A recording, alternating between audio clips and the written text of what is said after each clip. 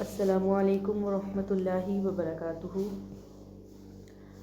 آج ہم زاد طالبین کی جو کتاب ہے خاص اول میں پڑھائی جاتی ہے، اس کا آغاز کریں گے انشاءاللہ۔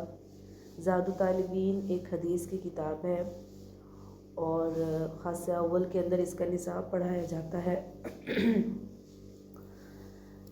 اس کے اندر جو ہے جو وفاقی نصاب ہے وہ ترجمہ، ترکیب اور مختصر سی جو ہے اس کی تشریح مانگی جاتی ہے، جو کہ ہم پڑھیں گے انشاءاللہ العزیز۔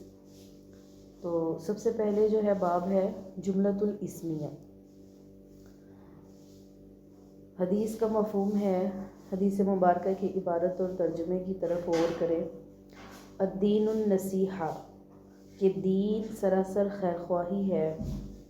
نصیحت کہتے ہیں خیر خواہی کو۔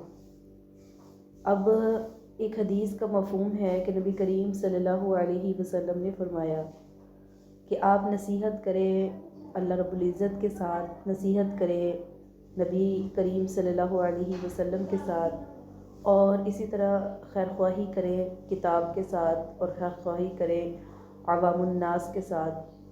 تو صحابہ نے پوچھا یا رسول اللہ تعالیٰ کے ساتھ خیر خواہی کیا ہے؟ تو نبی کریم صلی اللہ علیہ وسلم نے فرمایا اللہ رب العزت کے ساتھ خیر خواہی یہ ہے کہ اللہ رب العزت پر ایمان لے کر آیا جائے اور اللہ تعالیٰ کی ہر بات کو مانا جائے، اللہ کے ساتھ کسی کو شریک نہ ٹھہرایا جائے، اور نبی کے ساتھ خیر خواہی یہ ہے کہ نبی پر ایمان لے کر آیا جائے، جس چیز کا وہ حکم دیتے ہیں وہ لی جائے اور جس چیز سے وہ منع کرتے ہیں اس سے منع ہو جایا جائے، اور کتاب اللہ کے ساتھ خیر خواہی یہ ہے کہ اس کے اوپر ایمان لے کر آیا جائے، اس کے حلال کو حلال، حرام کو حرام، جائز کو جائز اور ناجائز کو ناجائز سمجھا جائے۔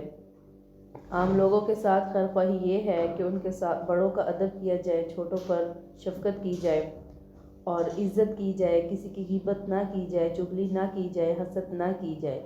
یہ تمام تر خیر خواہیاں اس میں داخل ہے۔ اس کے بعد جو ہے المجالس بالامانہ، کہ مجلس کی باتیں امانت ہوتی ہیں۔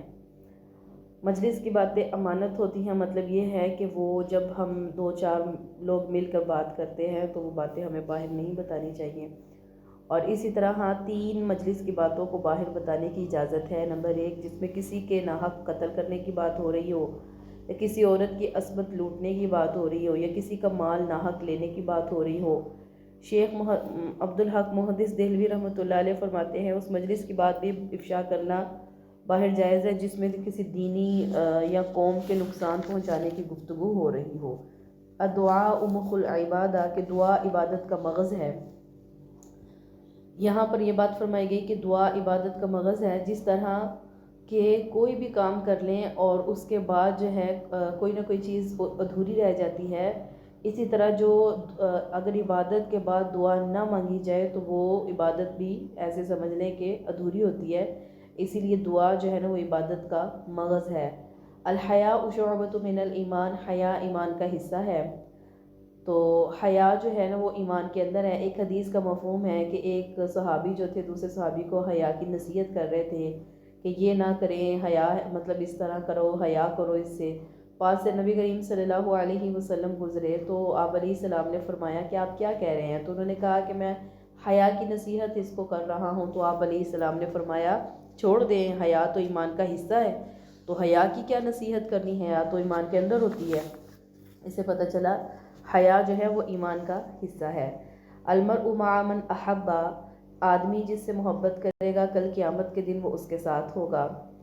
اور ملا علی قاری رحمۃ اللہ علیہ فرماتے ہیں حدیث کا مطلب یہ ہے آدمی اچھے آدمی سے محبت رکھے گا تو قیامت کے دن اس کے ساتھ ہوگا، اگر کسی برے آدمی سے جو ہے محبت رکھے گا تو قیامت کے دن اس کے ساتھ ہوگا۔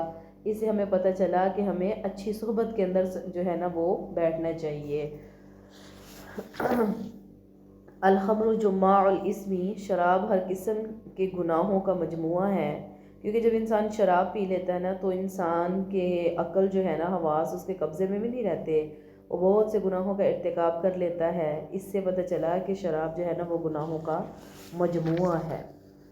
العنات من اللہ والعجلۃ من الشیطان، بردباری اللہ کی طرف سے ہوتی ہے اور جلد بازی شیطان کی طرف سے ہوتی ہے۔ حدیث کا مطلب یہ ہے جب کسی دنیاوی کام کو اس کے تمام پہلوؤں پر نظر کیے بغیر ہم شروع کر دیتے ہیں نا، وہ کام انجام کو نہ پہنچے گا تو اب دل میں وسوسے پیدا ہوتے رہیں گے، یہ کام شیطان کی طرف سے تھا اسی وجہ سے انجام کو نہیں پہنچا۔ تو اس حدیث میں یہ حکم دیا گیا ہے پہلے کام کے تمام پہلوؤں کو دیکھ لیا جائے، اس کے بعد اس کو شروع کیا جائے۔ البتہ نیک کام میں جلدی کرنا یہ اچھی بات ہے، جیسے کہ قرآن پاک میں فرمایا ہے وَيُسَارِعُونَ فِي الْخَيْرَاتِ، اچھے کاموں میں جو ہے نا وہ جلدی کریں۔ المؤمن غیر کریم، مومن بھولا بھالا ہوتا ہے، شریف ہوتا ہے۔ غیر کا معنی ہوتا ہے دھوکہ جو ہے نا کھانے والا۔ حدیث کا مطلب یہ ہوا کہ نیک آدمی جو ہوتا ہے نا نرم مزاج ہوتا ہے، ہر ایک پر اعتماد کر لیتا ہے، اسی وجہ سے وہ بیچارہ ہر ایک سے دھوکے کھانے والا، دھوکہ کھانے والا جو ہوتا ہے نا اس کو دھوکہ دے ہی جاتا ہے۔ اور والفاجر خب اللئیم، اور جو فاجر ہوتا ہے نا وہ مکار اور کمینہ ہوتا ہے، اور خب کا معنی ہوتا ہے مکار، دھوکے باز۔ حدیث کا مطلب یہ ہوا کہ فاسق، فاجر، دھوکے باز اور مکار ہوتا ہے، کسی سے دھوکہ نہیں کھاتا الا یہ کہ کوئی اس سے بھی بڑا دھوکہ باز مکار جب اس کو دھوکہ دے دیتا ہے نا تو پھر وہ صبح و شام اسی فکر میں لگا رہتا ہے کب میرا بس چلے گا تو میں اس سے بدلہ لوں گا۔ تو یہاں تک یہ ہوگی 10 حدیثیں، انشاءاللہ مزید اس سے آگے ہم کل کے سبق میں پڑھیں گے۔ آپ کو حدیثیں سمجھ میں آئی ہیں تو بہت اچھی بات ہے، اس کو اگر آپ غور سے سنیں، بہت ہی مختصر سے میں نے جو ہے ترجمہ اور حدیث کو جو ہے نا مفہوم کو سمجھا دیا، کیونکہ زادو طالبین کے اندر اتنی سی بس تشریح چاہیے ہوتی ہے۔ اور ترکیب کے حوالے سے اگر آپ سب کو اس کی ترکیب چاہیے ہوگی تو آپ نے جو ہے وہ مجھے کمنٹ باکس کے اندر بتانا ہے، انشاءاللہ العزیز پھر میں آپ کے ساتھ جو ہے نا اس کی ترکیبوں کی ایک الگ سے ویڈیو بناؤں گی ترجمہ ختم کرنے کے بعد۔ تو ضرور میرے چینل کو جو ہے اس ویڈیو کو واچ کریں اور خصوص عالمات لڑکیوں تک اس ویڈیو کو پہنچائیں، اور اس کو ضرور سبسکرائب بھی کریں، لائک بھی کریں، کیونکہ ظاہر ہے یہ دینی کام ہے، دینی کام کو جتنا شیئر کیا جائے گا تو اس کا اتنا ہی جو ہے نا وہ ثواب ملتا ہے۔ انشاءاللہ ہم دوسری ویڈیو میں ملیں گے۔ السلام علیکم ورحمۃ اللہ وبرکاتہ۔